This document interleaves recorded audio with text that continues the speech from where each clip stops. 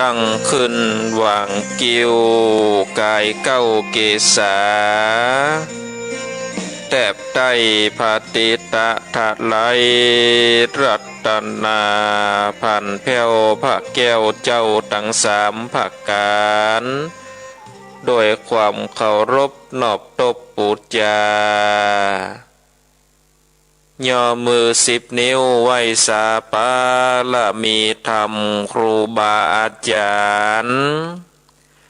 พระมหาเถระนุเถระพระเถระพระภิกขุเจ้าทุกรูปทุกตนโดยความเคารพขอความสุขความสดสดีจงมีแก่ศรัทธาญาติโยมท่านสาธุชนนักศีลนักบุญทุกท่านมาปะกันละเนอมาปะกันแล้วกับรายการมรดกธรรมปืนบ้านล้านนาดำเนินรายการโดยกระผมอัตมภาพพระครูสังฆลักษณะอัตรัตนสิริวัดหาลิกาลามสันมานะตำบลต้นทงอำเภอเมืองจังหวัดละปูนก็ได้นอบน้อมเอารายการมาปะมาพบกับศรัทธาญาติโยมท่านสาธุชนนักศีลนักบุญทุกท่านกันเป็นประจำทุกวันพุธเวลา3:30ถึง5ก็มาปะมาพบกันวันนี้ก็เป็นวันพุธที่9 เดือนกุมภาพันธ์พุทธศักราช2565มาปะมาพบกันแล้วในวันนี้ศรัทธาญาติโยมท่านทั้งหลายเอาแล้วเนาะบ่าโอนักบัดตักหลายก็เชิญชวนศรัทธาญาติโยมท่านทั้งหลายจะได้ฟังน้ำฟังธรรมก่อนที่จะฟังน้ำฟังธรรมเราก็ย้อมจิตย้อมใจได้ไหว้พระได้กล่าวกรรมปูจาพระรัตนตรัยโดยการก่อนเนาะศรัทธาญาติโยมเป็นการย้อมจิตย้อมใจเพื่อที่จะได้เป็นดังภาชนะรองรับเอาพระสัทธรรมเทศนาเอาฟังธรรมวันนี้ก็พระเจ้า10 จาตุ6 2เนาะศรัทธาญาติโยม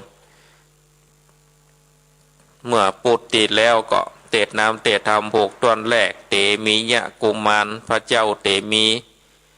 6 แรกไปแล้ววันนี้ก็จะได้มาเตดธรรม6 2ก่อนที่จะฟังธรรมก็ไหว้พระตัวกันก่อนเนาะศรัทธาญาติโยมประนมมือกราบ1กราบ2กราบ3อิมินาสักกาเลนะพุทธังปุเชมิอิมินาสักกาเลนะธัมมังปุเชมิอิมินาสักกาเลนะสังฆังปุเชมิอะระหังสัมมาสัมพุทโธภควาพุทธังภวันตังอภิวาเทมิกราบสวากขาโตภควตาธัมโมธัมมังนะมัสสามิ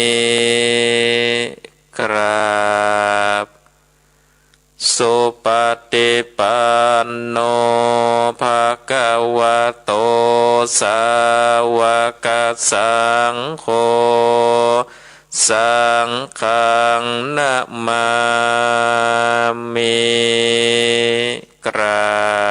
บนะโมตัสสะภะคะวะโตอะระหะโตสัมมาสัมพุทธัสสะนะโมตัสสะภะคะวะโต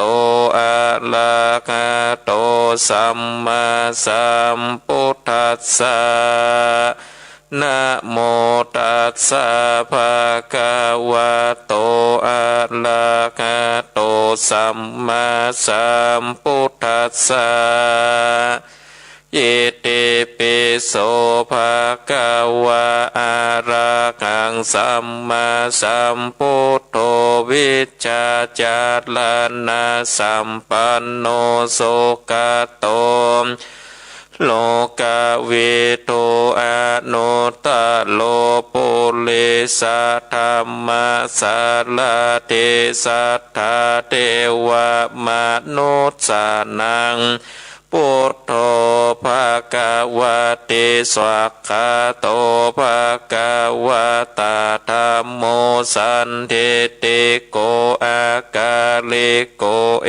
หิปัสสิโกโอปันนายิโกปัจจตังเวทิตาโพวินโยหิติสุปฏิปันโนภะคะวันโตสาวกสังโฆโชปฏิปันโนภะคะวะโตสาวกสังโฆญาญาปฏิปันโนภะคะวะโตสาวกสังโฆสามิจิปฏิปันโนภะคะวะโตสาวกสังโฆสามิจิปฏิปันโนภะคะวะโตสาวกสังโฆญาติตังจัตตาลิปุริสโยคานิอัตถาปุริสปุคคลาเอสะภะคะวะโตสาวกสังโฆอาหุนายโยปะหุนายโยทักขินายโยอัญชลิการณิโยอนุตตลังปุญญเขตังโลกัสสติสัตโตสัตโตภาปัญญาปาละมี30ตัสสะโตภาปัญญาปาละมีวัดแวดล้อมเวเลญาปาละมีล้อมละวังดีศีลาปาละมีบางหอกดาบเมตตาปาละมีผ้าแปะตังปืนตาหน้าปาละมีเป็นปืนตั้งต่ออุเบกขาปาละมี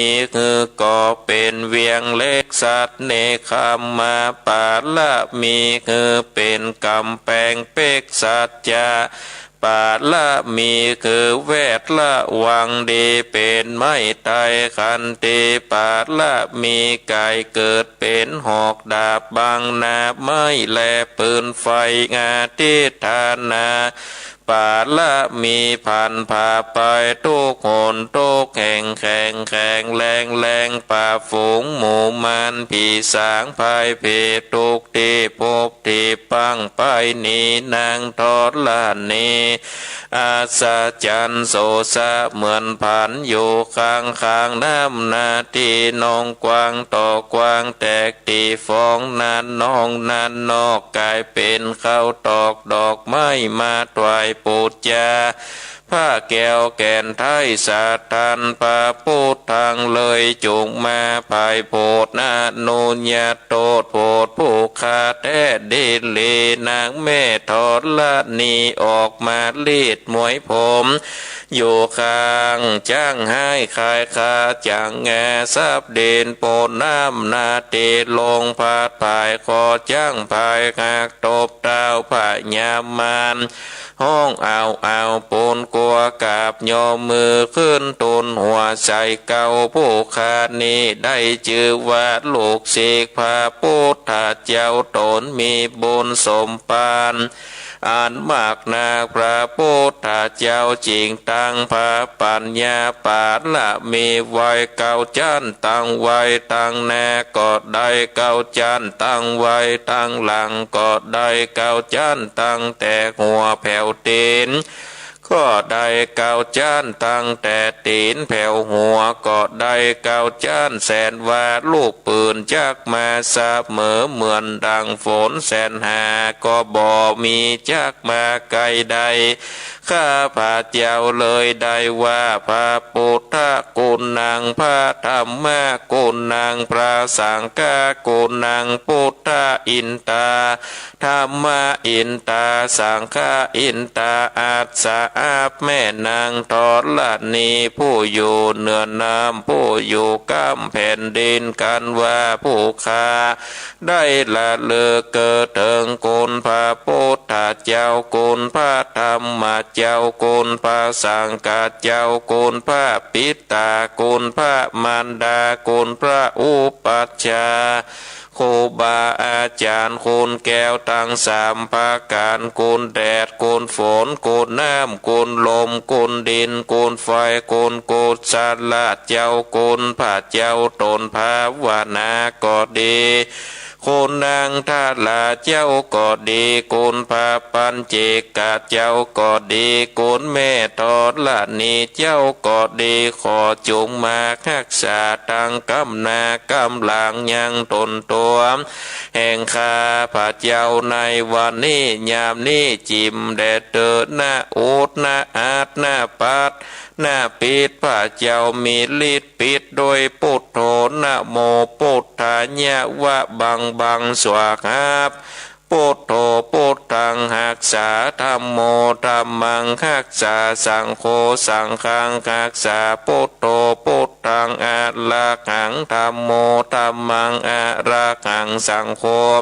สังฆังอะระหังพุทโธพุทธังกันหาธัมโมธัมมังกันหาสังโฆสังฆังกันหาพุทโธเมนะโถธัมโมเมนะโถสังโฆเมนะโถอายุวันโนสุขังภะลังกราบหนึ่งกราบสองกราบสามเอาละศรัทธาญาติโยมท่านสาธุชนนักศีลนักบุญทุกท่านเฮาได้ไหว้พระกล่าวกรรมปูจาพระรัตนตรัยสวดสรรเสริญคุณพระพุทธเจ้าคุณพระทัตสธรรมเจ้าคุณพระสังฆเจ้าแล้วก็ไหว้ปาลามีเก้าจันตามแบบเบ้าตามหอยครูบาเจ้าสลีวิจัยศิริวิจัยโยตนบุญแห่งเมืองลานนาวัดบ้านปางเมืองลี้เป็นการได้ระลึกถึงคุณพระพุทธพระธรรมพระสงฆ์มาปกคลุมรักษาอย่างเจ้ามูลศรัทธาทั้งหลายที่ได้เปิดเครื่องวิทยุสดับรับฟังก็ดีตลอดถึงเข้ามารับฟังในการถ่ายทอดตามระบบเฟซบุ๊กมีชื่อว่าสวาธุเจ้ารัตนสิริภิกขุศรัทธาญาติโยมท่านทั้งหลายเข้ามาแล้วก็สามารถที่จะกดแชร์เพื่อที่จะได้ฮือศรัทธาญาติโยมที่มีเฟซบุ๊กได้สดับรับฟังการเทศนาธรรมแบบพื้นบ้านล้านนาในเจ้าวันนี้ถ้าว่าฟังมาเจ้านี้บัดตันก็สามารถเข้ามาฟังย้อนหลังได้เอาละเนาะศรัทธาญาติโยมท่านทั้งหลายบ่คือได้เสียเวลา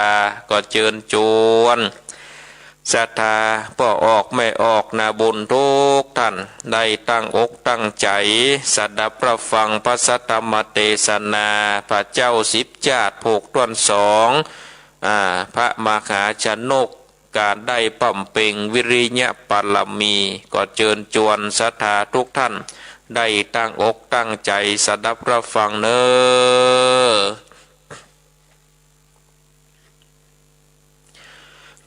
นะโมตัสสะภะคะวะโตอะระหะโตสัมมาสัมพุทธัสสะเจตังมุนินตาวันลันตังสามมนตังอามินตังธรรมะเตนะโสโกปัตตังปันนามามิวิรังวันละตังจานานังนิโสปัสโสโกนาวันละสันตันเตสันตะโวนโดนลาโสโตจันนาสะปุนเลสาทั้งหลาย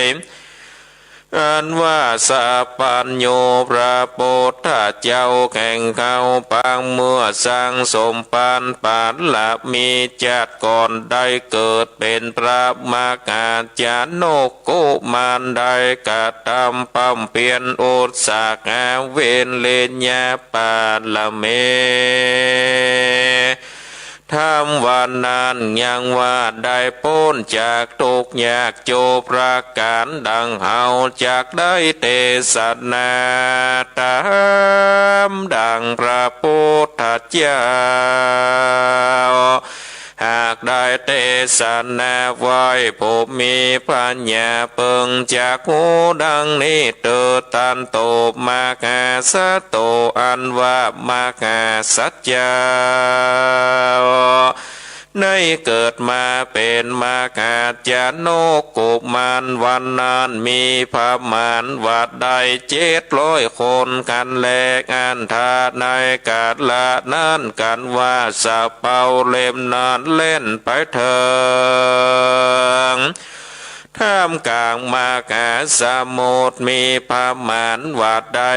700 โยจัดนาดังอันตันตาในกาดลาดนั้นก็มีลมอันใหญ่ก็มาเตยังสะเป่าอยู่จะใจเป็นอันแรงมากหนักแล้วสะเป่าเล็บนั้นก็แตกมังขาดใจหมู่ปอกาทั้งหลายดังกอบมาตกใจกลัวเป็นโกลาโหนมากนักจัดแลติดนานมากหาสัจจาจานากังกุมารก็ตั้งจิตเจตอธิษฐานละเลิกถึงศีลอยู่เบื้องต้นมันกุงบอกกันแลแล้วบอดนั้นเต้าได้สะเป่าคำเล็บนั้นก็แตกขัดใจแล้วก็จมน้ำลงไปเสียงกันแลหมู่ปอกาตั้งหลายก็จมน้ำอยู่เป็นโกดละโกนมีเสียงห้องดังกองสันสาวมากนักติดนานก็มีสัตว์ตั้งหลายมีตนว่าจะเคงูเหงือกน้ำและป่าฟ้าก็ปากาศมาญาแยบตุ้นกินกันแลพิและมีนามมากาสะโมติดนั้นปอดแดงเหม็นสาบคราวไปโดยเลือดก็มีแลคนตั้งหลายหมู่นั้นก็ได้ตายไปหมักนักพ้องก็จมน้ำตายพ้องก่อนตกสัตว์หายการกาบตายไปเสียงจัดแลติดนานมากาสัตว์เจ้าได้สติขึ้นมาแล้วดังอ่านเจ้าก็เอาผ้าขาวอันเป็นโดยน้ำมันมาขาดกับตนเกิดมันกุงได้แล้วก็ไต่ขึ้นไปบนเสากระดงเหือแล้วก็โคตรหมายใจ ว่าโกเนจากว่ายน้ำไปเกินลอดเติมเมืองเมติลานากรปุ้นแลแม่นว่าจากไก่เพียงใดกอดแล้วเตอว่าอันกันว่าตั้งสัจจะใจแล้วพระมหาสัจเจ้ากอดเต้นออกจากเสากระดงเหือโดยพละกำลังแห่งตนก็ได้ไปไกลมากนักมีพระมารว่าได้18โอนสุภากานาจักเป็นวัดใด280ว่าอันหันแลติดนอนมากาสัจเจ้าก็ไว้ไปตามกระแสน้ำมากาสมุทรด้วยความเปลี่ยนอุตสาหะเวรเลเยโยใจใจนับอ่านได้7 วัน7 คืนก็มีกันแลกันว่าจากลอดวันตวน7 นอนมากาสัจเจ้าได้เล็งดูไปบนอากาศเจ้าก็ได้กันพระจันทร์ขึ้นมาเต็มดวงเจ้าก็โกดหมายขวาดงูโดยพระญาแห่งต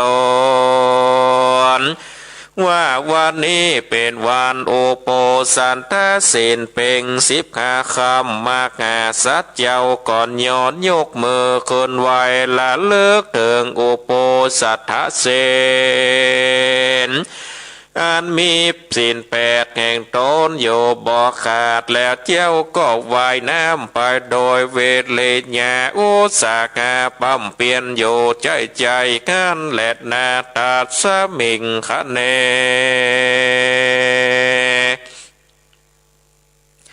ในขาดนานั้นสายยังมีนางนาไทยเตวันดาโต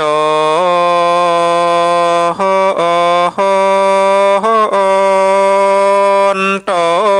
หนึ่งชื่อว่านางเมกลา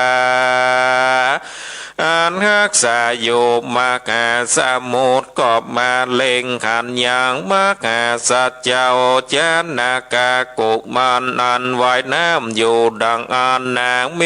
กลาเท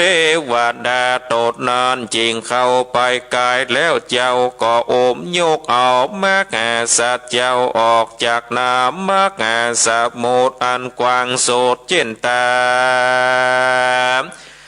แล้วนางก็ถามมากาสัจเจ้าวันดูกัดลาเจ้าผมมีปัญญาและมีเปลี่ยนมากนักเจ้าจากผ่าโลบไปติดใดงั้นจะติดนานมากาสัจเจ้าจันกากุมา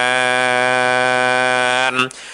ก็จะบอกกล่าวแก่นางเมฆาลาว่าข้าวเนจากไปสู่ยังที่อยู่เมืองมิติลาปุ้นแลเตวาข้าแด่แม่เจ้าขอ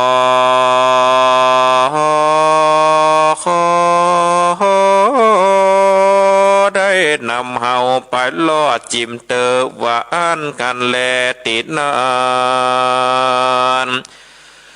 นางเมฆาลาการใดโหดแล้วก็อุ้มเอามาแก่สันเจ้าจานากะกุมันไปโดยอิทธิฤทธิญาณแข่งตนกันแลอันว่ามาแก่สัจเจ้าจานากะกุมั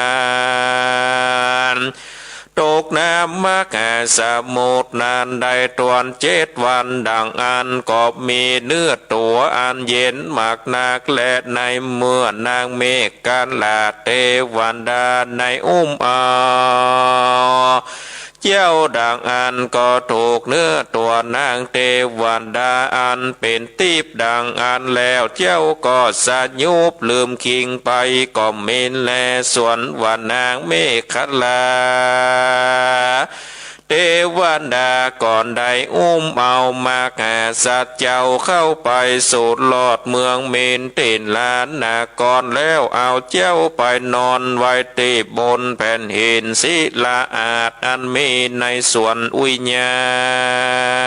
ณ แห่งพญาโปลาจานากาอันเป็นเจ้าเมืองมิเทนาและก็หากว่าเป็นญาติวงศากาบมกาสัตว์เจ้ากันแลแล้วนางเทวันดาตนนั้นก็ปกเป่าก็เทวดาตังลา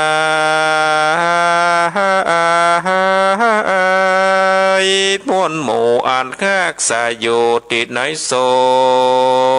นอุยญาณได้พอเฝ้าคักษาอย่างมากาสัจเจ้ากอบมินและส่วนเต้าโปลาจานากาลาดแห่งเมืองมิติลาดนั้นยังมี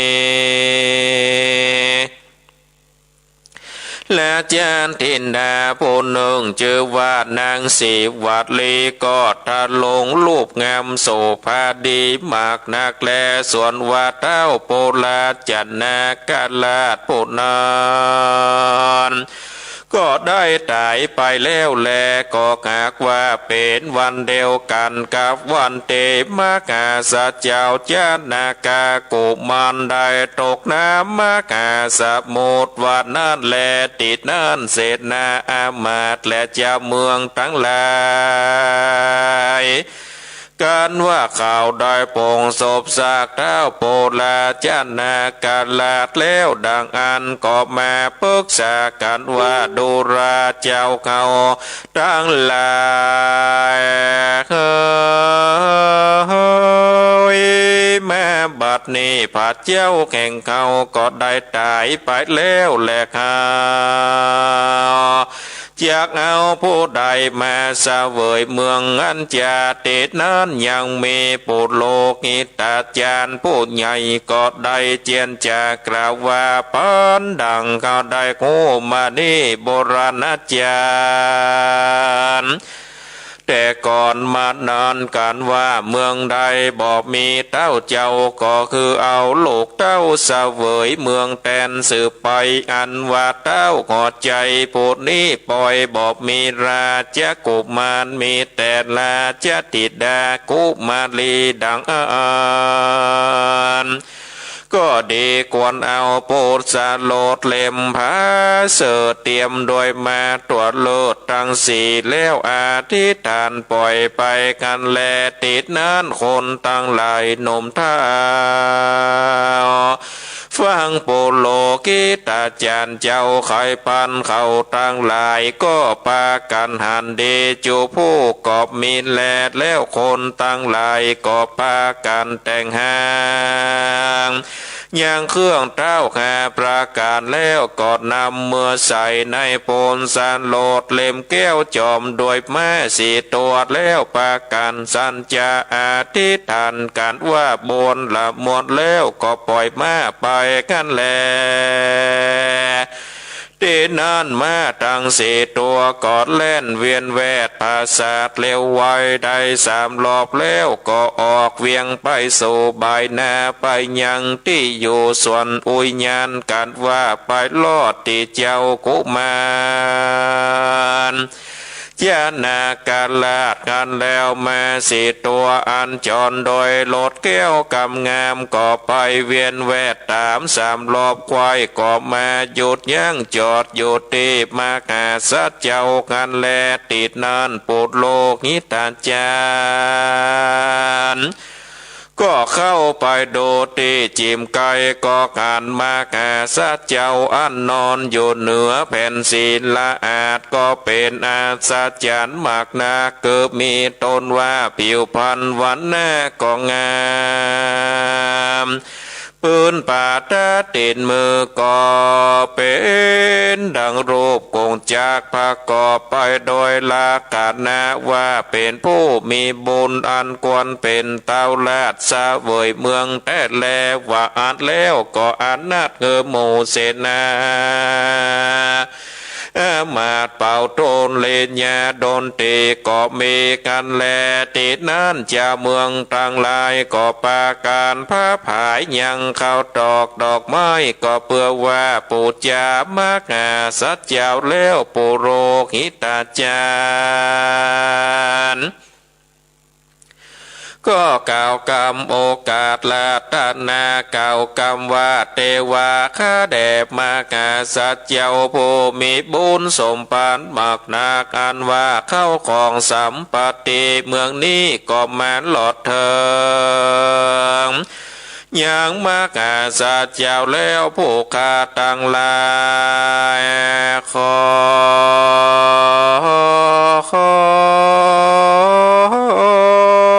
โอกาสอาราธนา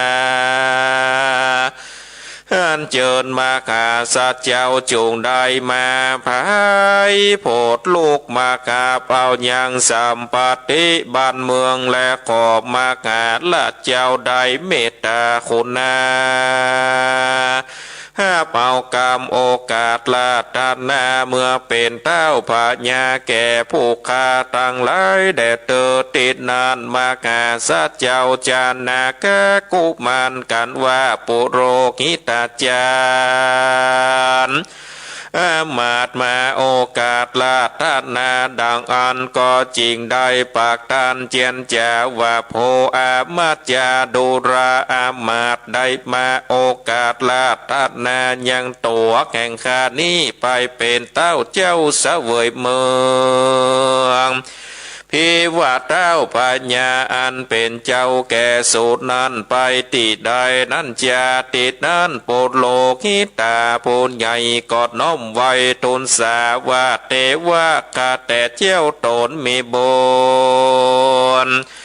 อันว่าพญาเจ้าแห่งผู้ฆ่าตั้งหลายนานก็ได้โจที่ตายไปสู่ปันละโลกนานนับอ่านว่าได้7 วันแล้วและนาตินานมากแห่สัจเจ้า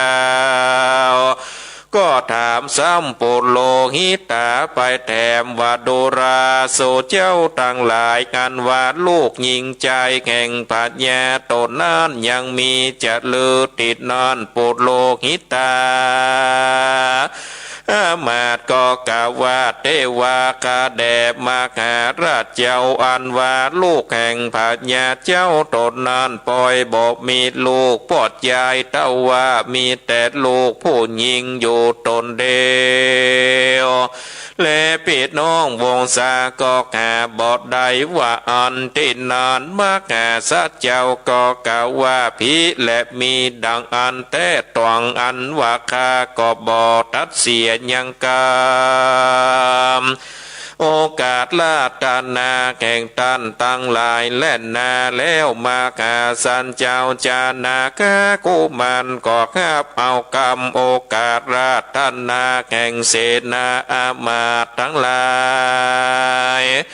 เดนั้นเสนาอามาตปัจจาลาเจ้าเมืองตั้งหลายก็ปาการแห่แหนแวดล้อมเอามาแก่สัจเจ้าไปสู่ยังที่อยู่ในเมืองมิติลานก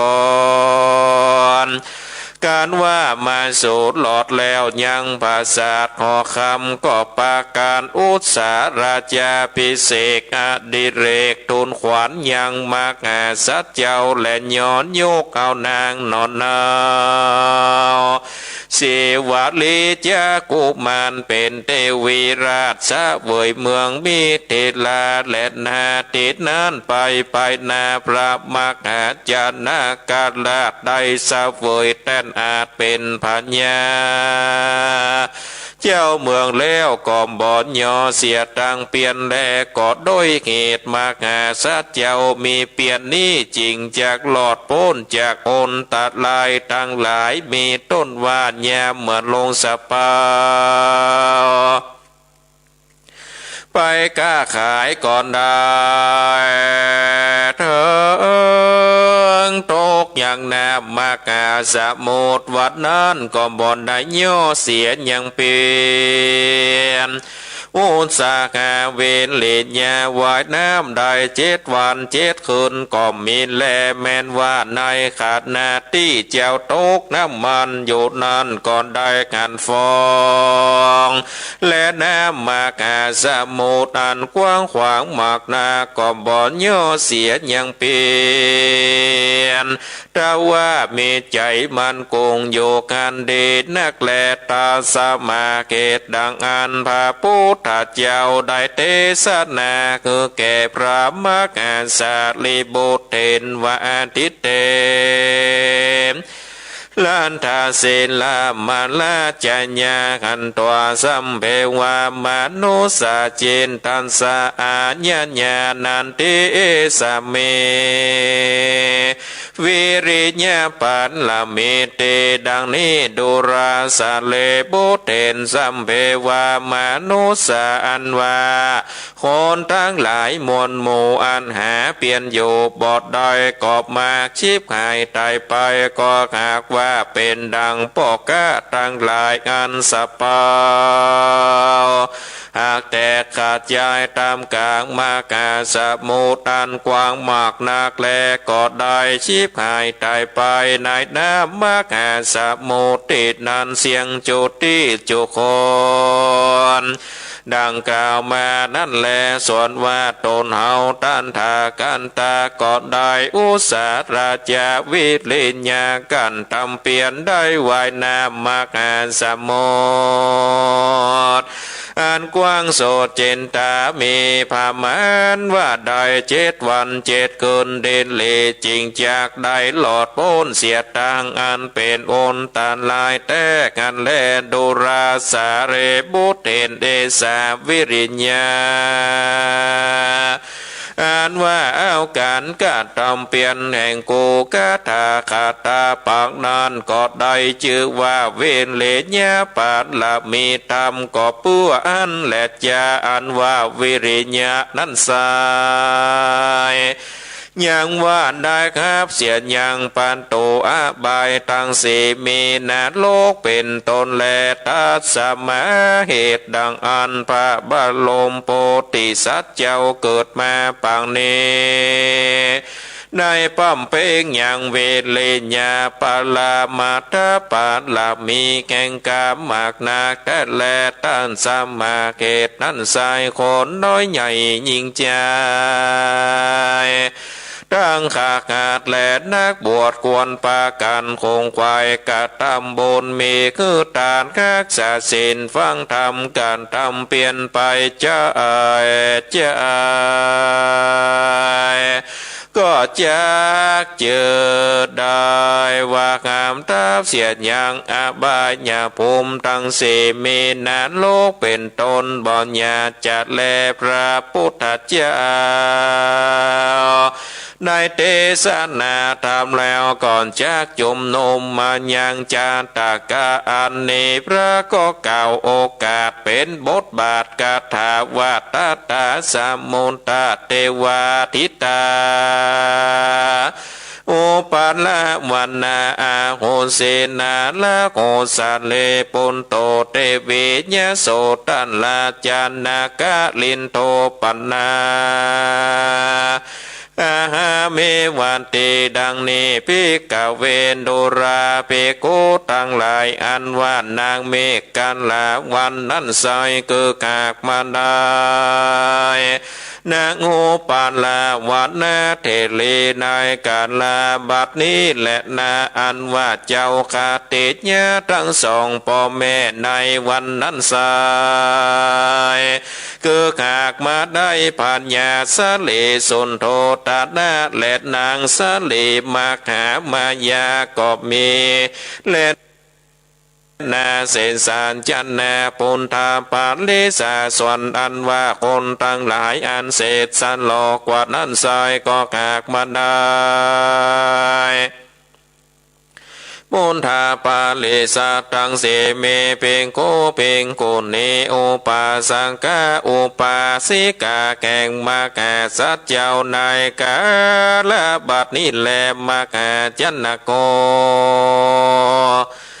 อาคาเมวาโลกานาโตอันว่าเจ้ามาคาจานากะวันนั้นซอยคือขากมาได้พระตาตากันตาโต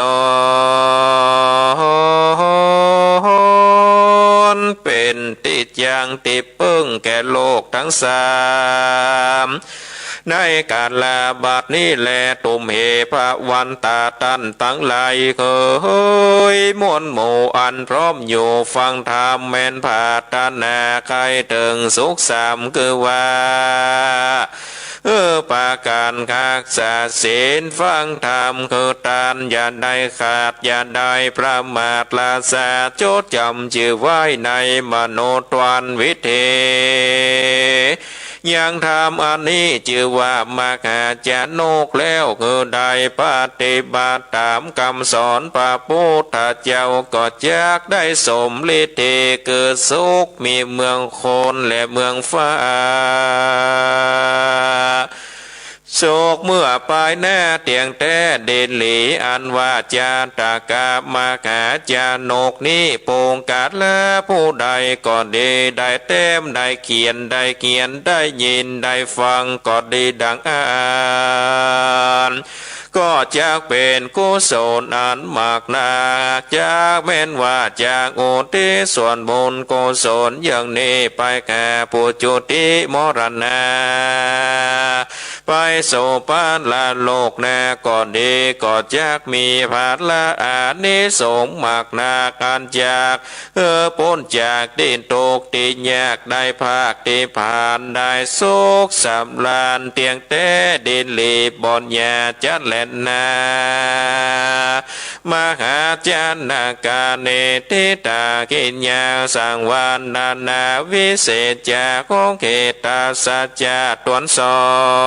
งมหาจานนากาของเวเลญาปานละเมก็บังกรมสมเลสเนเอาละสัทธาญาติโยมท่านสาธุชนนักศีลนักบุญทุกท่านการได้เทศนาธรรมพระเจ้าสิบจาติสองพระมหาจานกการสร้างวิริยะปรมีก็ได้ปริปุณังจบลงไปเป็นที่เรียบร้อยศรัทธาญาติโยมมันเร็วพอเวลาก็มีเวลาเหลืออยู่แหมเหมาะพอสมควรก็จักได้ได้จ๋าได้เล่าถึงใจความสำคัญของพระเจ้าสิบจาตุผูกต้นสองพระมหาจานกถ้าเป็นคาถาพระเจ้าสิบจาตุก็เตจะสุเนมะโพจะนาวิเวเตก็คือเตมีอันนี้ผูกแรกก็ได้เตดไปแล้วสองชะเนาะเตชะก็คือพระมหาชนกผูกต้นสองจาติสองแล้วก็เตจะสุเนี่ยก็สุวรรณสามก็ผูกต้นสามบุญศรัทธาญาติโยมก็พูดต่อไปเนาะรอฟังกันไปก็อันว่าทำคำสอนเนื้อหาแจกความก็คือในธรรมนี้ก็การสร้างวิริยะก็คือความเปลี่ยนศรัทธาญาติโยมมีวิริยะมีความเปลี่ยนก็อดสาขะกะทำไปตามบุญสมปานกันได้สร้างบารมีธรรมอันว่าธรรมกาจนกนี้ศรัทธาญาติโยมท่านต่างหลายเปิ้นก็ได้กล่าวถึงว่าองค์พระสัมมาสัมพุทธเจ้าสมณะโคดมหรือว่าพระโคตมะสัมมาสัมพุทธเจ้าพระเจ้าตนปัจจุบันของเขาที่เขาได้ไว้สากับไว้นี่ก็ได้เกิดมาเป็นพระมหาจนกกุมารแล้วก็มีบริวารเนาะหรือว่าสหญาติเกิดมาก็ได้700 คนวันนั้นนี่สะเปาคำเนาะสะเปาก็ได้แล่นออกไปในกลางมหาสมุทรประมาณ700 โยชนะ1 โยชนะก็มีประมาณ16 กิโลก็เอาไปคูณคนเดียวเนอะศรัทธาญาติโยมว่าเรือสะเปานี่แล่นจากตาไป แล่นจากฝั่งไปนี่ไปในมหาสมุทรได้700 โยชนะเมื่อเล่นไปถึงแล้วนี่ศรัทธาญาติโยมวันนั้นก็เกิดเป็นลมเป็นฝนอันใหญ่ลมก็มาตีเอาสะเปาตีกลางมหาสมุทรสะเปาก็โอนไปเอ็นมายกไปยกมาเนาะบินหน้าบินหลังแล้วสะเปานั่นก็แตกศรัทธาญาติโยมก็ก้นลงไปในมหาสมุทรป้อกล้าตั้งหลายตั้งก็ตกใจกลัวศรัทธาญาติโยมโอ้เนาะเรือมันจะล่มเนาะเรือสะเปาจะล่มลงในกลางมหาสมุทรก็สะดุ้งตกใจกลัวป้อกล้าตั้งหลายก็กั้งหนีตายกั้งหนีตายบางพ่องก็หล่นไปหล่นมาบางพ่องก็ดักอยู่ขั้นชื่อกือบ่อู้บ่ปากหลังจากนั้นเนี่ยพระมหาชนกเนี่ยซึ่งอยู่ในเรือนั้นเนี่ยศรัทธาญาติโยมหลังจากที่เรือนั้นจะก้นลงพระมหาชนกก็เลยได้โดดลงไปเนาะโดดลงไปจากกระโดงเรือลงไปในน้ำทะเลน้ำทะเลนั่นนี่ศรัทธาญาติโยมมีตึงจักเข้งูเหงือกน้ำป่าฟ้ามากันเต็มไปหมดคนทั้งหลายติดตกไปในทะเลบางพ่องก็จมน้ำตายบางพ่องก็ถูกซัดให้ตั้งหลายนอถูกจักเข้บางกรตั้งหลายได้กันกับก็ตายไปก็มีพระมหาชนกนี่ก็ได้สติและศรัทธาญาติโยมก่อนที่เปิ้นจะกระโดดลงมานั่นเปิ้นได้เอาผ้าขาวเนี่ย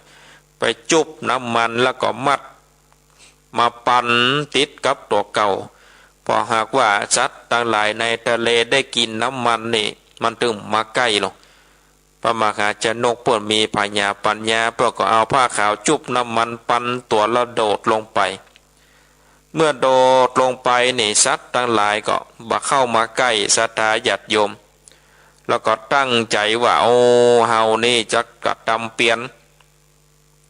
อุตสาหะตั้งอกตั้งใจเนาะว่ายน้ำเนาะว่ายน้ำไปถึงฝั่งเมืองมิถิลาปุ่นแล้วก็ว่ายน้ำไปก่อยว่ายไปอิฐก็ลอยคอไปในกลางทะเลกลางทะเลนี่ศรัทธาญาติโยมมันมีดอยมีต้นไม้ภูเขาอย่างบังเนาะ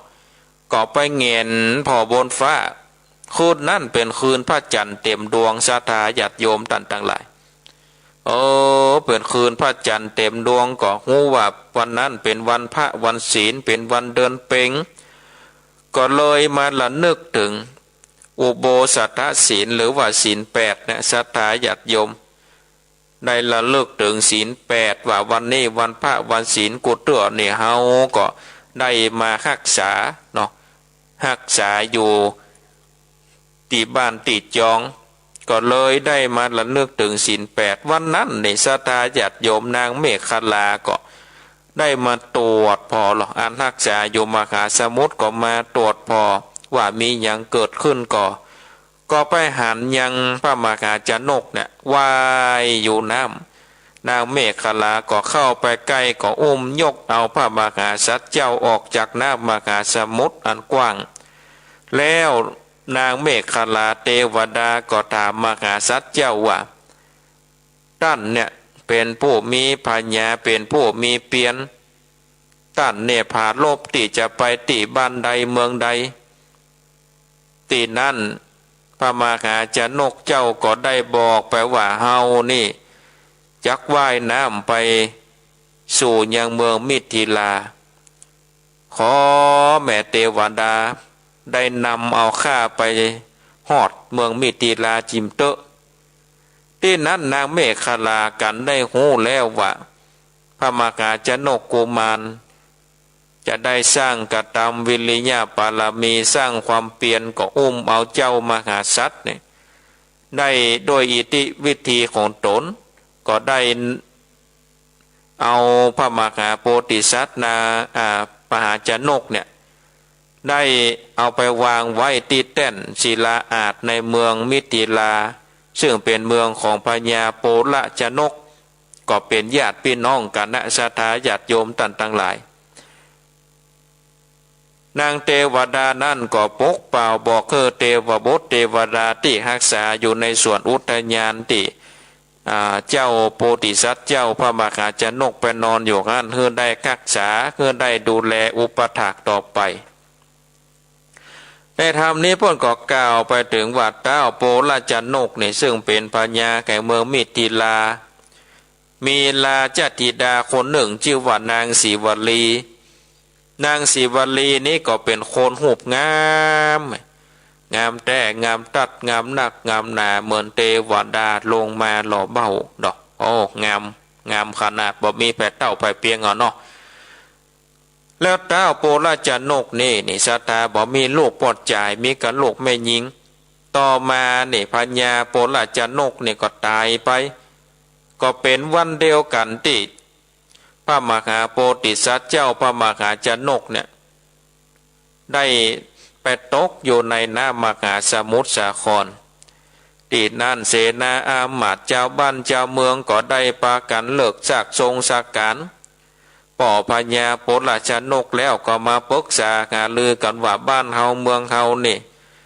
บ่มีผู้ปกบ้านป้องเมืองนี่โอ้จะเป็นที่หมายปองของ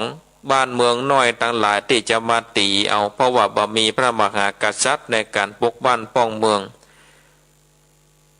จะเอานางนี่นางศิวลีขึ้นไปก็เป็นแม่หญิงบ่มีความสามารถบ่มีฤทธิ์เตจะหยังกว่าบ้านเมืองต่างหลายตีขึ้นตรงต่อเขาจากกระด้างกระเดืองเพราะว่าเป็นแม่หญิงกันว่าจะเอาปลอดใจกอดพญาก็บ่มีทายาทเนี่ยเห็นหรอ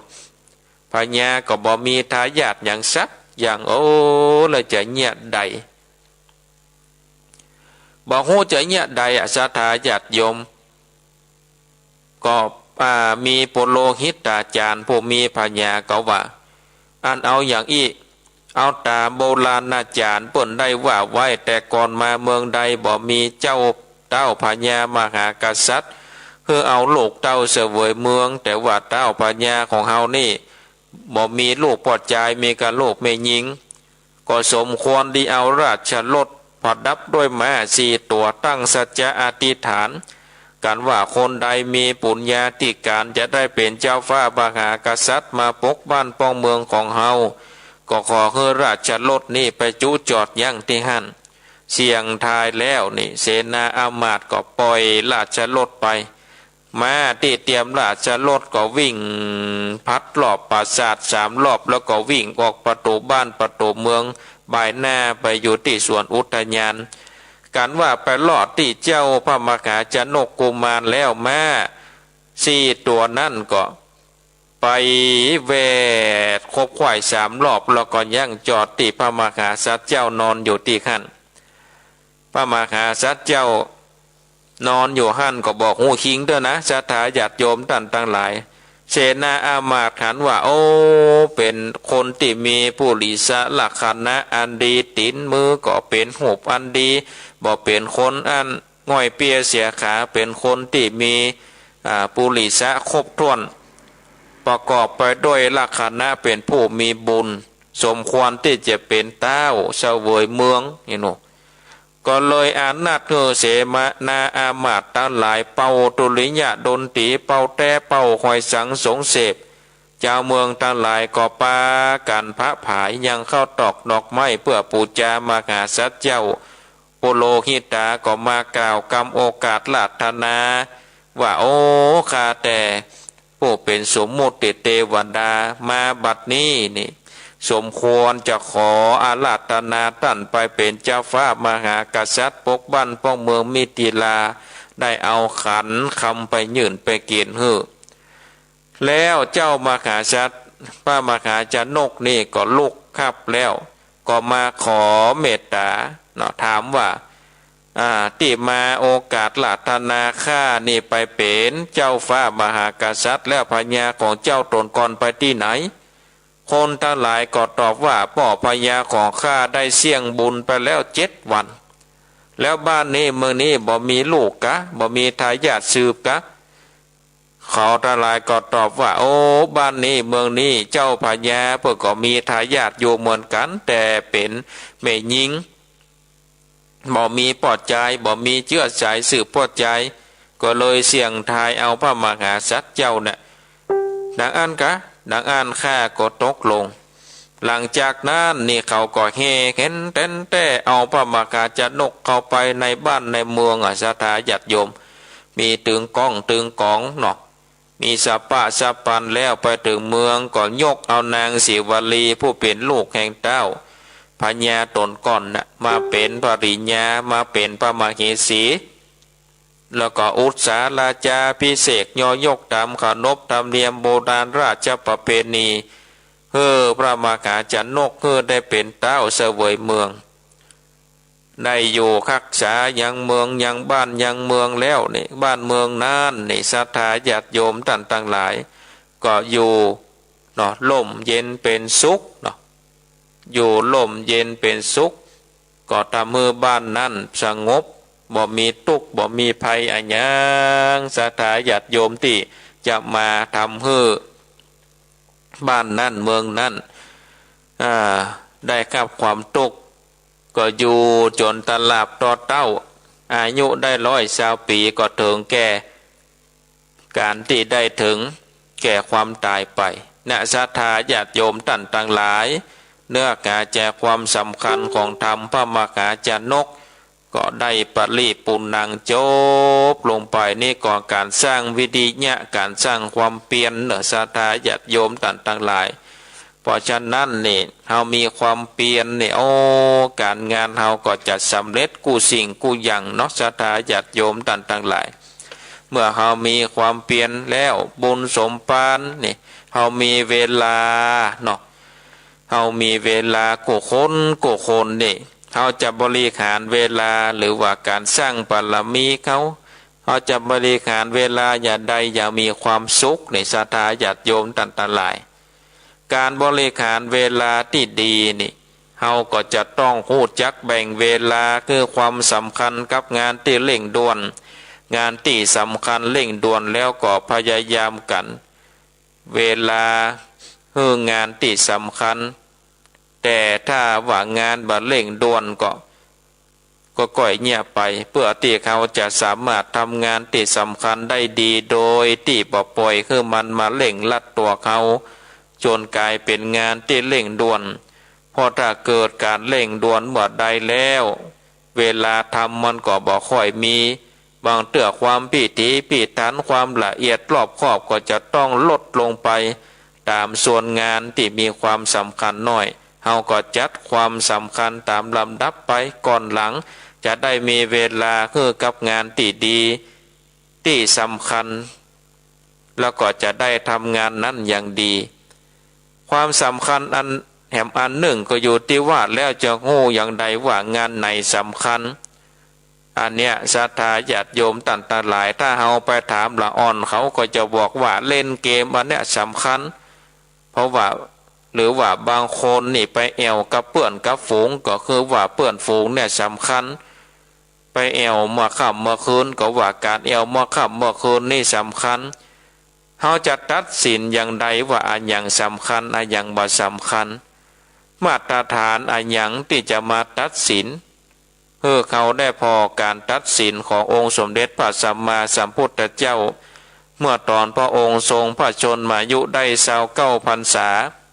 พระชายาก็คือพระนางพิมพาซึ่งประสูติพระโอรสก็คือพระราหุลราชกุมารพระองค์ก็ได้อุทานออกมาเลยว่าลาหูลังชาตังลาหูชาโตพันธนังชาตังแปลว่าบ่วงเกิดแล้วพันธนาการเกิดแล้วลาหุนนี่ก็เลยแปลว่าห่วงหรือว่าบ่วงลาหุรังชาตังเกิดขึ้นแล้วปิกเข้ามาพอหน้าพระโอรสแต่ก่อนยังบัญยอมอุ้มเพราะถ้าอุ้มแล้วความฮักเกิดขึ้นท่วมทันทีทันใดเดียวจะบ่ได้ออกบวชแล้วก็ตัดสินใจออกบวชแสวงหาโมกขธรรมแสวงหาการตรัสรู้ธรรมในคืนนั้นถ้าพอยังเจ้าโลกนี่โลกกำลังเกิดการดูแลโลกนี่สำคัญ แต่ว่าเนี่ยใดพระองค์ก็ตัดสินใจว่ายอมสละความเป็นรัชทายาทที่จะครองราชสมบัติต่อไปสละครอบครัวสละทุกสรรพสิ่งแล้วออกแสวงหาโมกขธรรมเพราะว่าพระองค์หันว่าสิ่งนี้สำคัญกว่าและก็มีความสำคัญเร่งด่วนนักจึงตัดสินใจออกบวชเพราะหูว่าหนทางนี้จะนำไปสู่ความสว่างไสวมาสู่ทั้งพระองค์ครอบครัวหมู่ญาติแล้วก็เจ้าโลกทั้งหลายได้นักสุดท้ายเมื่อตรัสรู้ธรรม พระองค์ก็ย้อนปิกมาโปรดพระราหุลราชกุมารโปรดพระนางพิมพาจนกระทั่งได้เป็นพระอรหันต์แล้วก็โปรดพระราชมิดาพระเจ้าสุโธทนะจนกระทั่งได้เป็นพระอรหันต์ในที่สุดโปรดหมู่ญาติแล้วโปรดเจ้าโลกทั้งหลายถ้าเฮามาลองกึดพอดีๆช่วงตัดสินใจแรกๆคงจะถูกวิพากษ์วิจารณ์พอสมควรเกิดแล้วเกิดแถมเนาะพอได้ออกเสด็จออกบวชหมู่พระญาติจะวิพากษ์วิจารณ์กันอย่างใดเนี่ยใดเจ้าชายสิทธัตถะถึงละทิ้งพระชายาได้ละทิ้งราชโอรสออกบวชบ่รับผิดชอบก็เพราะกรอบความคิดนี่เป้าหมายมันต่างกันการที่จะรู้ว่าอันอย่างสำคัญบ่สำคัญก็อยู่ที่ว่าเขาวางเป้าหมายไว้อย่างใดต้องหูจักตัวเก่าอย่างชัดเจนการมองสถานการณ์มันชัดเจนการตัดสินใจบางอย่างของผู้ที่มีวิสัยทัศน์อย่างกว้างขวางเป็นไปได้ว่าอาจจะถูกวิพากษ์วิจารณ์จากคนรอบข้างอย่างมหาศาลแต่จะทำได้ก็ต่อเมื่อต้องมีความมุ่งมั่นแน่วแน่มีความอดทนแล้วก็ชัดเจนในตัวเก่าจึงจะสามารถทำได้อย่างเฮาท่านทั้งหลายเนี่ยในวันพระวันศีลอย่างวันนี้เป็นวันศีลเนี่ยศรัทธาญาติโยมก็พากันไปวัดทำบุญสม่ำเสมอก็หูว่าเป้าหมายของชีวิตหูว่าการประพฤติปฏิบัติการสร้างบุญนี้มันเป็นสำคัญแล้วก็มีความจำเป็นทุ่มเทเฮานี่บางพ่องก็เกยคนหลอบข้างได้วิพากษ์วิจารณ์ว่าไปเยี่ยงอย่างวัดบักหันได้อย่างสักอย่างบุญได้เป็นอย่างใดตัวมันเป็นอย่างใดเนี่ยศรัทธาญาติโยมก็มีเหมือนกันเนาะคนเฮาก็ต้องมีบางพ่องก็ว่าโอ้ตุเจ้ามาเตะทำตีสามปลายตีสามเกิงนี่มีไผจะฟังป่นก่อนเวลารับเวลานอนนะกาเนี่ยศรัทธาญาติโยมก็วิพากษ์วิจารณ์กันไปแต่ว่าอาตมาภาพก็มีเป้าหมายว่าก็เตะน้ำเตะธรรมเฮามีความตั้งมั่นในการเตะก็จึงมีศรัทธาตั้งมั่นในการฟังก็แต่ศรัทธาญาติโยมต่างหลายเปิดฉายขึ้นมาศรัทธาก็ป้ากันโทนี่ก็แสดงว่าก็มีคนฟังอยู่ความตั้งมั่นของเขาในบ่เสียหลายที่จะตั้งมั่นเผยแผ่พุทธธรรมคำสอนถึงแม้ว่าบ่ได้เอาน้ำธรรมคำสอนของสมเด็จพระสัมมาสัมพุทธเจ้าจากพระไตรปิฎกซื่อๆแต่ก็เอาน้ำธรรมคำสอนแบบโบราณล้านนาครูบาอาจารย์เปิ้นได้ก้อนใกล้เปิ้นได้แต่งแต่มีคติธรรมคำสอนแฝงอยู่ในพระธรรมเทศนาถ้าหากว่าอาตมาภาพบานุรักษ์รักษาไว้การเทศธรรมแบบพื้นบ้านล้านนามันก็จะหายไปศรัทธาญาติโยมต่างๆหลายอันนี้ก็เป็นการรักษาประเพณีวัฒนธรรมการได้เทศนาธรรมแบบพื้นบ้านล้านนาจะบรรยายธรรมก็ได้ศรัทธาญาติโยมแต่ว่าใจอาตมาก็ตั้งมั่นที่จะเป็นการรักษาเนาะรักษาเพื่อที่จะดำรงอยู่ไว้ซึ่งการแสดงเทศธรรมแบบพื้นบ้านล้านนาไว้อันเนี้ยศรัทธาญาติโยมต่างๆหลายเขาก็ต้องอดทนเพื่อเป้าหมายสำคัญของเขา เขาหูว่าเป้าหมายที่เขาตั้งไว้เนี่ยเขาก็ตั้งไว้เพื่อที่จะได้เผยแผ่น้ำธรรมคำสอนแบบพื้นบ้านล้านนาอันนี้คือการตั้งมั่น อันนี้ก็คือการดำเนินแบบอย่างของพระพุทธเจ้านะพระพุทธเจ้าเพิ่นตั้งมั่นที่จะได้แสวงหาโมกขธรรมเพื่อที่จะได้บรรลุเป็นพระพุทธเจ้าเพื่อประโยชน์สำคัญที่สุดของเจ้าโลกเพราะฉะนั้นเนี่ยเฮาก็ต้องเข้าใจว่าการบริการเวลาก็คือใช้เวลากับงานที่สำคัญแต่ว่ามันบ่ใช่ง่ายๆแต่อย่างใดนี่เฮาก็ต้องกำหนดความสำคัญเพื่อมีความชัดเจนแล้วก็อดทนบ่หวั่นไหวต่อเสียงวิพากษ์วิจารณ์ศรัทธาญาติโยมอย่างพระสัมมาสัมพุทธเจ้าบางเตื้อพระองค์ไปโปรดคนยากคนจนยิ่งเป็นมหาทุกขตะเป็นทาสเขาก็มีหลายรูปหลายแบบอุตส่าห์เดินทางไกลไปหลายร้อยกิโลไปโปรดคนที่เป็นทาสคนหนึ่ง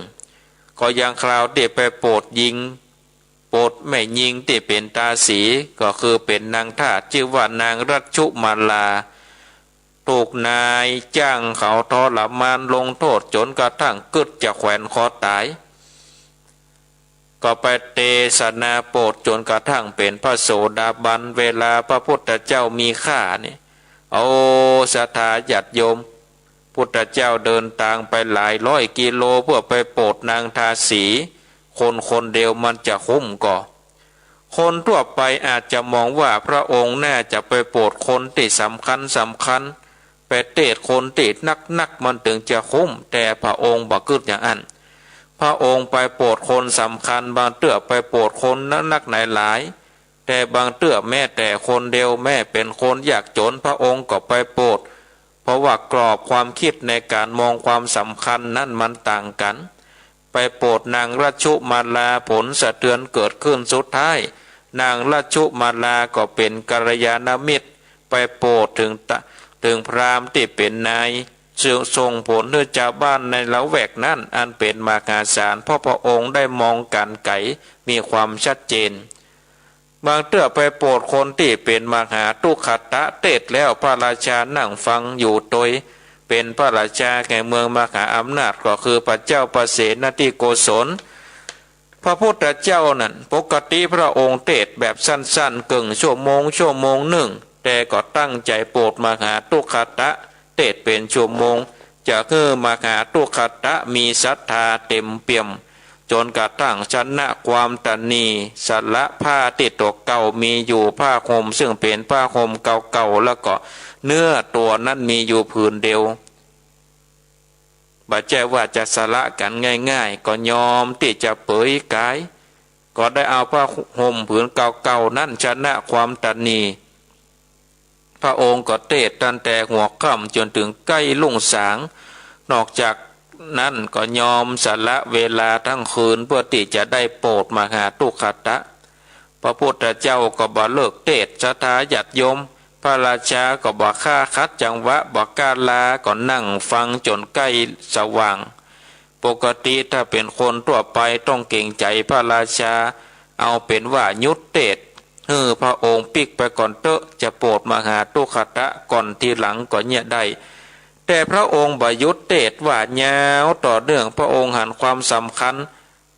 ก็ยอมเวลาคือเทศทั้งคืนเพื่อที่จะโปรดมหาทุกขตะคือเขาเอาชนะความตนีสละผ้าเก่าๆผืนเดียว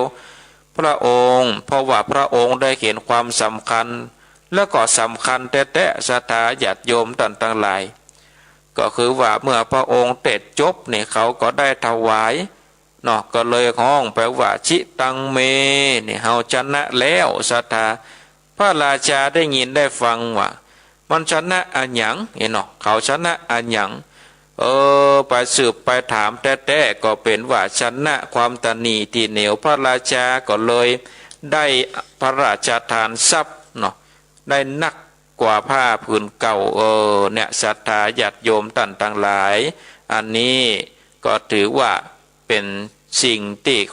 พระพุทธเจ้าได้วางเนาะได้วางแนวนะเนาะได้วางแนวกับเขาต่างหลายไว้ว่าไอ้หยังที่มีความสำคัญเขาก็ต้องตั้งเป้าหมายไว้ในชีวิตประจำวันเพราะฉะนั้นนี่ก็ก็จะกับศรัทธาญาติโยมต่างหลายเนาะได้สดับกับฟังกันแล้วเนาะ ในเรื่องการสร้างวิริยะบารมีแล้วก็การตั้งมั่นเป้าหมายเหมือนกับพระมหาชนกเนี่ยศรัทธาญาติโยมตั้งเป้าหมายไว้ว่าจะว่ายน้ำไปถึงเมืองมิถิลาศรัทธาญาติโยมตันตรายเอาละเนาะบักได้เสียเวลามาเร็วพอเวลาก็เหลือเวลาแถม10 กว่านาทีเนาะ10 กว่านาทีจะเปิดสายกับศรัทธาญาติโยมท่านทั้งหลายได้โทรมาแจ้งผลการนับฟังโทรมาโทรมาจ่าเนอะที่เบอร์โทรศัพท์0865878177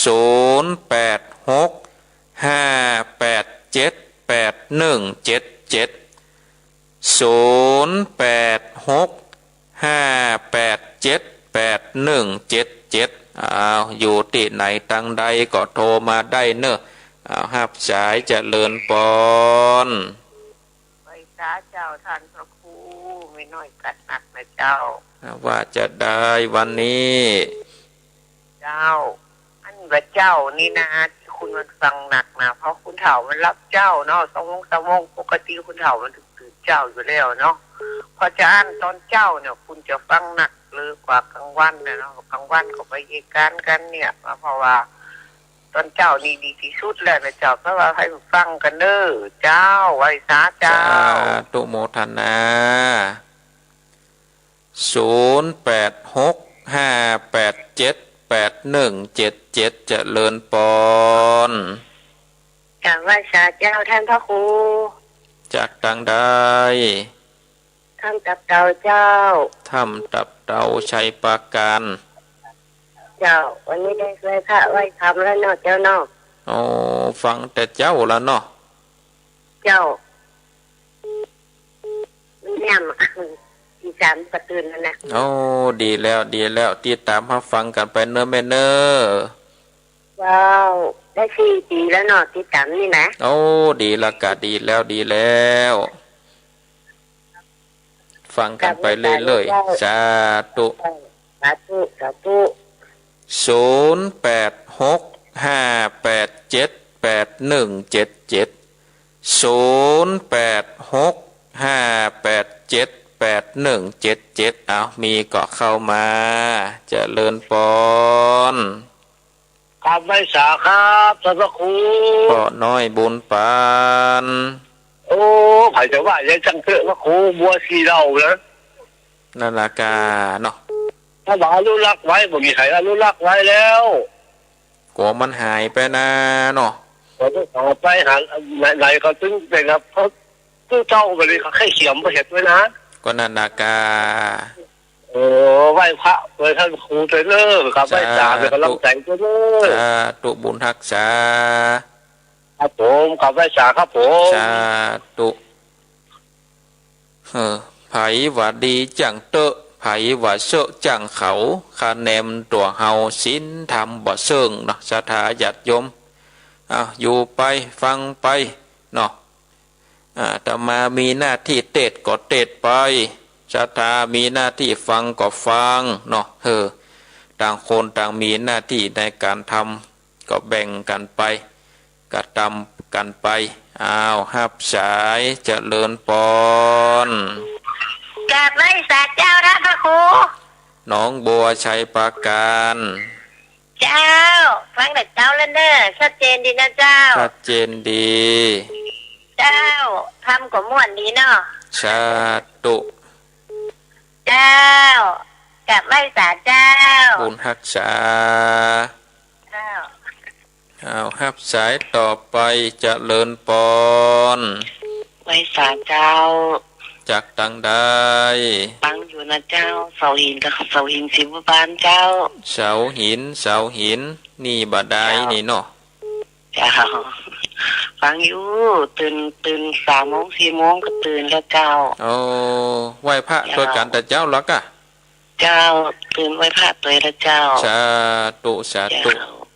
เจ้าไหว้ศาลเป็นกำลังใจด้วยนะเจ้าสาธุฟังกันไปเรื่อยๆเนอะเจ้าสัตว์เจ้า0865878177เจ เจริญปอน ครับไปสาท่านพระครู พ่อบุญตัน ฟังอยู่ตลอดนะท่านเน้อ ฟังอยู่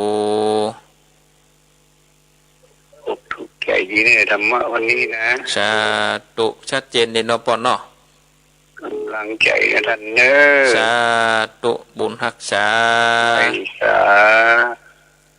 เอาครับสายต่อไปเจริญปอ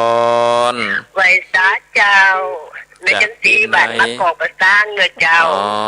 บัก ลูก ก ไม่ อก แก้ว บัก เจ้า กอกแม่จำปีเนาะ แม่จันสี อ๋อแม่จันสีเออ ลูกแม่แก้วนะจำแม่แก้วได้อยู่เนอะ10 กว่าปีแล้วนะที่แม่ติดตามมันเนี่ย สาธุ พอแม่เป็นจากเข้าไป11 ปีเดี๋ยวนี้เนาะ ฟัง เนี่ยแม่ได้ เนาะติดตาม ที่ กั แม่ บ ได้ แม่ ตัวอยู่แล้วติดตามตลอด อาจารย์จะขอ130เนอะ โอ้โทเอามาถึง ทำเนี้ยอาจารย์ ก่อนนี่ นี่กับมันทำเนี้ยอาจารย์ถูกลุ่มไปขนาดนี้ไงอาจารย์พินต้นบุญน่ะ สาธุสาธุ สาธุดำเนินติดตามตลอดเลยเนอะ สาธุฟังกันไปเรื่อยๆนะแม่เนอ จ้าดึงวันที่3มึงตื่นแล้วที่2ที่3 สาธุ อาจารย์ต้องโกให้มึงฟังเนอะบันกอกับฟังกันจะนัดเหมือนอาจารย์โคตรนี่ได้ ส่งแม่จันสี เจ้ามีบุญนำไปเนาะนำบันกอกเนาะ สาธุเปิ่นส่งตัวแทนโทรแม่จันสีเป็นคนโทรอีหรอเอาสู่โทรเนอะบอกว่าบ้านบอกกอกคนฟังกันจัดหลายหรอเนาะแม่จันสีแม่จันสีแม่จันสีบ้านบอกกอกป่าช้างเนาะอ้าวครับสายครับสายเจริญปอน ครับมาตรการตุลุงเจ้า อันนี้แม่จันหอมอินตาเปียวัดตะตึงหลวงพุลาเนอ เอาตะกี้จันสีเอาอันนี้จันหอมเอา2 จันแล้วเอา ฟังตึงวันนะตุลุง ฟังตึงวันเนาะ เจ้ากำลังใจตุลุงเนอ สาธุโมทนา มาตรการเจ้า 0865878177 เจริญปอน นมัสการเจ้า จากที่ไหนเอาหลังกาดแม่สาว หลักการที่3เพื่อแม่อายเจ้าแม่จันสมเจ้าท่านเมียนจะได้ฟังเทศธรรมแม่เขาก็ตั้งใจฟังธรรมเจ้าตลอดเจ้า โอ้ดีแล้วกัน เจ้าเนี่ยสวดแต่ละเมก็การไปท่านอยู่กับเจ้าวัด โอ้สา ให้ ธุ พระโดยท่านเจ้า โอ้ดีแล้วดีแล้ว มีความตั้งใจทุกวันที่สามารถก็ได้ยินเสียงธรรมก็มันอกมันใจเจ้า โอ้ดีแล้วฟังกันไปกูตนกูองเนอ เจ้า บุญ วัน รัก ที่ ษา ที่สาว2 นี่ท่านจะมาน้ำบอสวากับเจ้า ก็ถ้าข้าบัติดหยังก็ถ้าจะได้ไปอยู่นา เจ้าท่านที่หนังก็ในมนต์นะเจ้า ได้เลย แค่หันแม่หันใจเลยท่านเจ้า นักกะก้อยปะกันเนาะถ้าว่าบัติดหยังนา เจ้า สา ธรรม ธุ สการพระเจ้าก็กำลังใจเจ้าเจ้า เอาครับสายต่อไปเจริญปอน ธรรมสการเจ้า จากที่ไหน และเป็นแม่บวงเพื่อถึงเจ้า อันอำเภอเทิง เจ้าคำเดียวถ้าใส่ขายเดียวยุ่งไหนจะโทรหลังมันหลังเงินทำบุญเลย ได้เลยแม่โทรมาเบอร์เนี้ยเนอะ เจ้า สาธุ ขายก่อนนะได้ประมาณกี่โมงเจ้า แม่ว่างแม่ก็โทรมาเลย เจ้ามาสักการ สาธุโมทนาพี่ชอบพี่ เอาฮับแถมเนาะเอาฮับแถมเจริญปอน เจ้ามาจากเจ้าทางครูเจ้า จากที่ไหน ไม่แรงเจ้าฟังมีคติสนใจดีนะเจ้า ฟังแต่เจ้าละเนาะ ฟังแต่เจ้าละเจ้าสาธุเนอะ สาธุเอาฮับสายเอาได้12 สายเนอะเอา แถมสายไม้แถมสายเฮือได้12 สายจะเลินปอนกับภาษาครับท่านพระครูมาแล้วมาแล้วเรามาแล้วอนุรักษ์รักษาไว้เถอะครับเรื่องของการเต้นปืนบ้านปืนเมืองนับวันมันหายไปถ้าหมู่เฮาบัดสืบกันแล้วไผจะมาสืบเฮาบ่มาอู้ไผจะมาอู้เฮาบ่เต้นไผจะมาเต้นนับวันมันหายไปจิกๆผ้าน้อยผ้าเนนก็นับวันก็บ่ให้สนใจกัน หรือว่าบางทีก็ปัจจัยคนเมืองเขาเนาะอู้ก็บอกเวียนนี่เนาะอู้ก็บอกแกว่งปัจจัยคนเมืองเขาแล้วก็เอามาฝึกก่อนเนี่ยเขียบางตนบางองค์ก็บ่เอาได้อะบางทีผมบ่ได้มา